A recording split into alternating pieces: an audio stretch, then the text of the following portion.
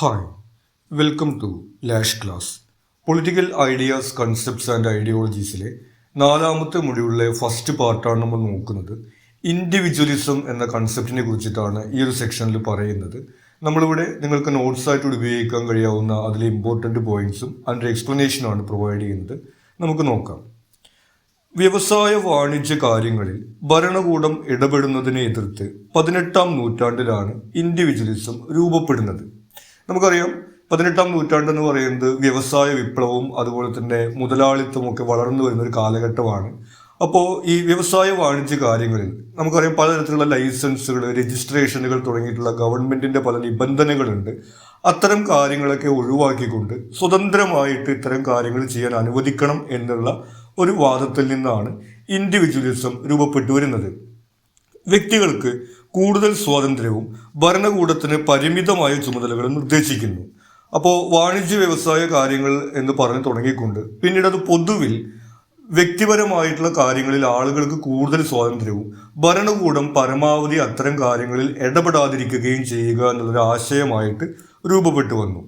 Adam സ്മിത്തിന്റെ സ്വതന്ത്ര കമ്പോളം എന്ന ആശയത്തോടു കൂടിയിട്ട് ഈ ഇൻഡിവിജ്വലിസം കൂടുതൽ ശക്തമാവുകയും പ്രചാരം പ്രാപിക്കുകയും ചെയ്തു.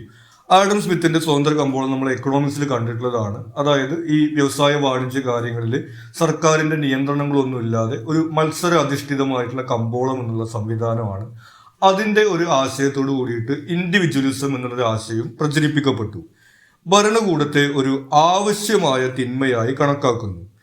ഈ ഇൻഡിവിജ്വലിസത്തിന്റെ വക്താക്കൾ ഭരണകൂടത്തെ കണക്കാക്കുന്നത് ആവശ്യമായ തിന്മ എന്നാണ്. നമ്മൾ ശ്രദ്ധിക്കേണ്ടത് അനാവശ്യം എന്നല്ല പറയുന്നത്, ആവശ്യമായ തിന്മ.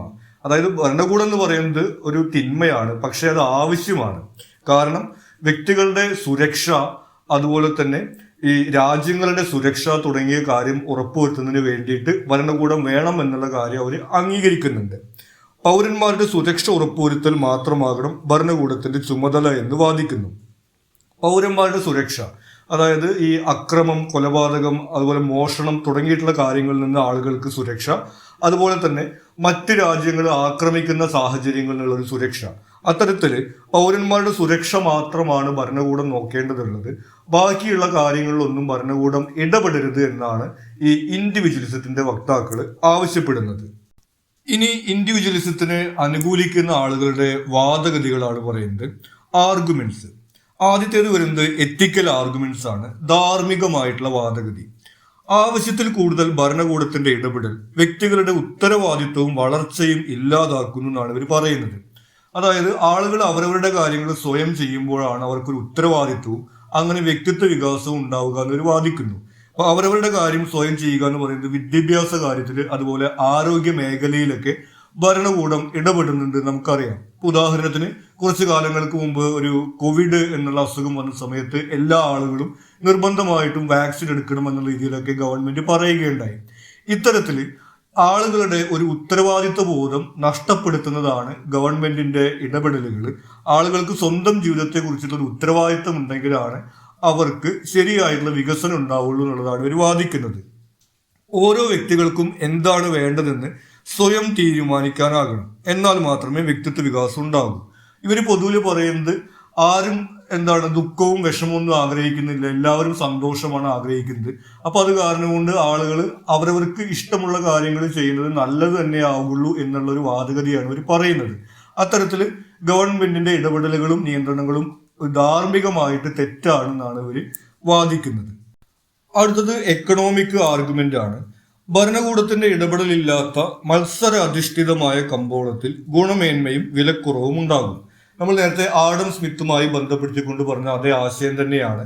ഈ വ്യവസായ സ്ഥാപനങ്ങൾ, അതുപോലെ കമ്പനികൾ, വ്യക്തികളൊക്കെ പരസ്പരം മത്സരിക്കുന്നതിലൂടെ അവരുടെ ഉൽപ്പന്നങ്ങൾ കൂടുതൽ വിറ്റുപോകാൻ വേണ്ടിയിട്ട് നല്ല ഗുണമേന്മയുള്ളത് ഉണ്ടാക്കുകയും അതുപോലെ തന്നെ വിലക്കുറവ് നൽകുകയൊക്കെ ചെയ്യും. അത് കാരണം കൊണ്ട് സമൂഹത്തിന് ആകെ അത് ഗുണകരമായിട്ടാണ് ഭവിക്കുക എന്നുള്ള ഒരു കാര്യമാണ് അവർ പറയുന്നത്. ഇതിന്റെ ഒരു ഉദാഹരണം നമുക്ക് പറയുകയാണെങ്കിൽ, നമ്മുടെ നാട്ടിൽ കുറച്ചു കാലം മുമ്പ് ജിയോ എന്ന് പറയുന്ന ഒരു മൊബൈൽ നെറ്റ്വർക്ക് അവതരിപ്പിക്കപ്പെട്ട സമയത്താണ് ഒരു മത്സരാടിസ്ഥാനത്തിൽ ഈ ടെലിഫോൺ നിരക്കുകൾക്ക് കുറവ് വരുന്ന സാഹചര്യം ഉണ്ടായത്. അത്തരത്തിൽ ഇങ്ങനെ മത്സരം കമ്പനികൾ തമ്മിൽ ഉണ്ടാവുമ്പോൾ നല്ല ഗുണമേന്മയും അതുപോലെ തന്നെ വിലക്കുറവും ഒക്കെ ഉണ്ടാവും. അത് സമൂഹത്തിന് ഗുണകരമാകും എന്നുള്ളതാണ് ഇവരുടെ വാദം. വിവിധ ലൈസൻസുകൾ, വില നിയന്ത്രണം, തൊഴിൽ നിയമങ്ങൾ എന്നിവ ദോഷകരമാണെന്ന് വാദിക്കുന്നു. അപ്പൊ ഇവർ പറയുന്നത് സർക്കാരിന്റെ ലൈസൻസുകൾ, അതുപോലെ രജിസ്ട്രേഷൻ, അതിന്റെ ഫീസ് തുടങ്ങിയിട്ടുള്ള കാര്യങ്ങൾ, പിന്നെ തൊഴിൽ നിയമങ്ങൾ, അതായത് മിനിമം കൂലി തുടങ്ങിയിട്ടുള്ള കാര്യങ്ങൾ, പിന്നെ വില നിയന്ത്രണം തുടങ്ങിയിട്ടുള്ള കാര്യങ്ങളൊക്കെ ഇത്തരത്തിലുള്ള സ്വതന്ത്രമായിട്ടുള്ള ഒരു കമ്പോളത്തിന്റെ പ്രവർത്തനത്തെ തടസ്സപ്പെടുത്തുന്നതാണ്, അത് ദോഷം ചെയ്യുമെന്നാണ് ഇവർ വാദിക്കുന്നത്. പിന്നെ വരുന്നത് ബയോളജിക്കൽ ആൻഡ് സയന്റിഫിക് ആർഗ്യുമെന്റ്സ് ആണ്. ഹെർബർട്ട് സ്പെൻസർ ആണ് ഈ ഒരു വാദഗതിയുടെ പ്രധാനമായിട്ടുള്ള വക്താവ് ഉണ്ടായിരുന്നത്. അനുയോജ്യമായവയുടെ അതിജീവനം എന്നതാണ് പ്രകൃതി നിയമം, അതായത് സർവൈവൽ ഓഫ് ദ ഫിറ്റസ്റ്റ് എന്ന് പറയും. പ്രകൃതിയിൽ കൂടുതൽ വേഗത്തിൽ ഓടാൻ കഴിയുന്ന ജീവികൾ അല്ലെങ്കിൽ ശക്തിയുള്ള ജീവികൾ അങ്ങനെയുള്ളവരാണ് അതിജീവിക്കുക. ഉദാഹരണത്തിന് ഒരു മാൻ അല്ലെങ്കിൽ ഒരു മുയലിനെ അതിജീവിക്കണം എന്നുണ്ടെങ്കിൽ ഒരു പുലിയോ മറ്റോ പിടിക്കാൻ വരുമ്പോൾ അതിന് സ്പീഡിൽ ഓടാൻ കഴിഞ്ഞാൽ മാത്രമേ ജീവിക്കാൻ വേണ്ടി പറ്റുള്ളൂ.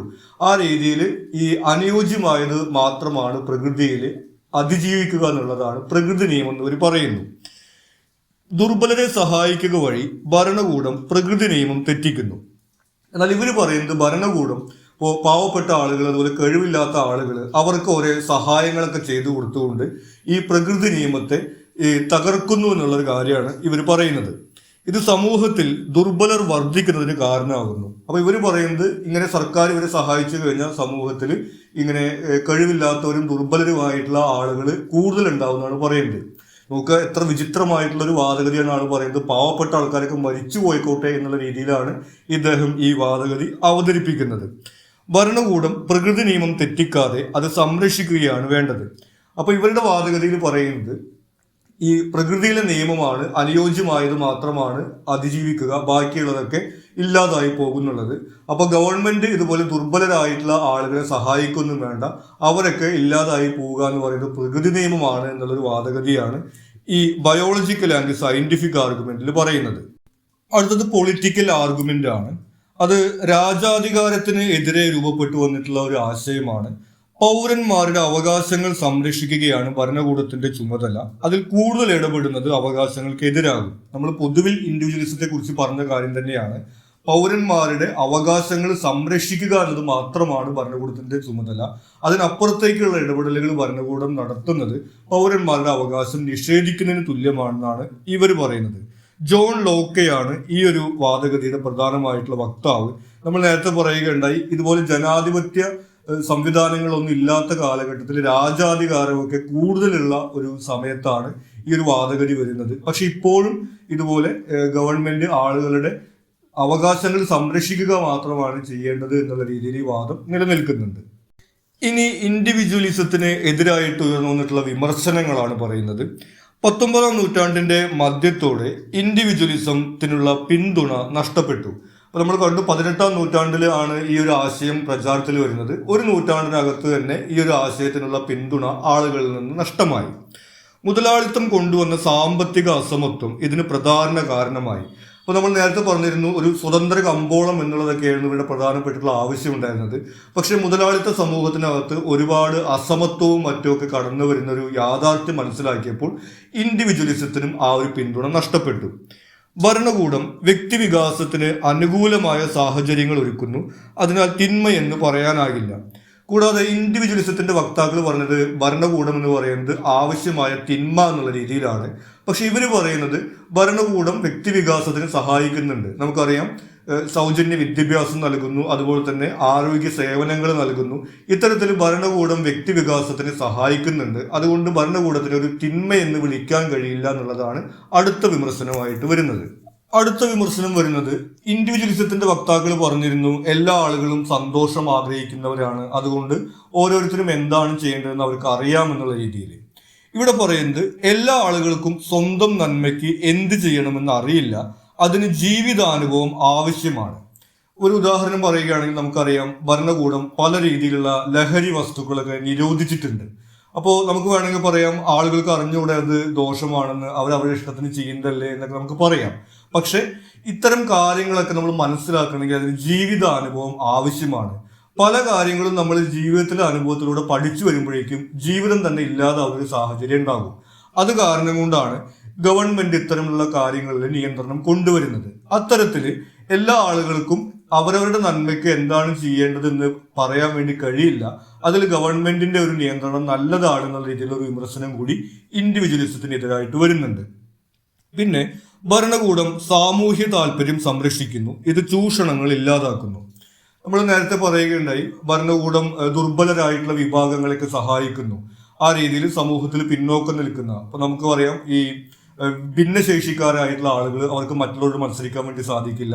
അതല്ലെങ്കിൽ സമൂഹത്തിലെ മറ്റ് അധസ്ഥിതരായിട്ടുള്ള വിഭാഗങ്ങൾ, അവർക്ക് മറ്റുള്ളവരോട് മത്സരിക്കാൻ വേണ്ടി സാധിക്കില്ല. അങ്ങനെ മത്സരാധിഷ്ഠിതമായിട്ടുള്ള ഒരു കമ്പോളവും സമൂഹമാണെന്നുണ്ടെങ്കിൽ ഈ ആളുകളൊക്കെ ചൂഷണം ചെയ്യപ്പെടുന്ന ഒരു സാഹചര്യമാണ് ഉണ്ടാവുക. ആ തരത്തിൽ ഒരു സാമൂഹ്യ താല്പര്യം സംരക്ഷിക്കുന്നതിന് ഭരണകൂടം ആവശ്യമാണ് എന്നുള്ളതാണ് അടുത്ത വിമർശനമായിട്ട് വരുന്നത്.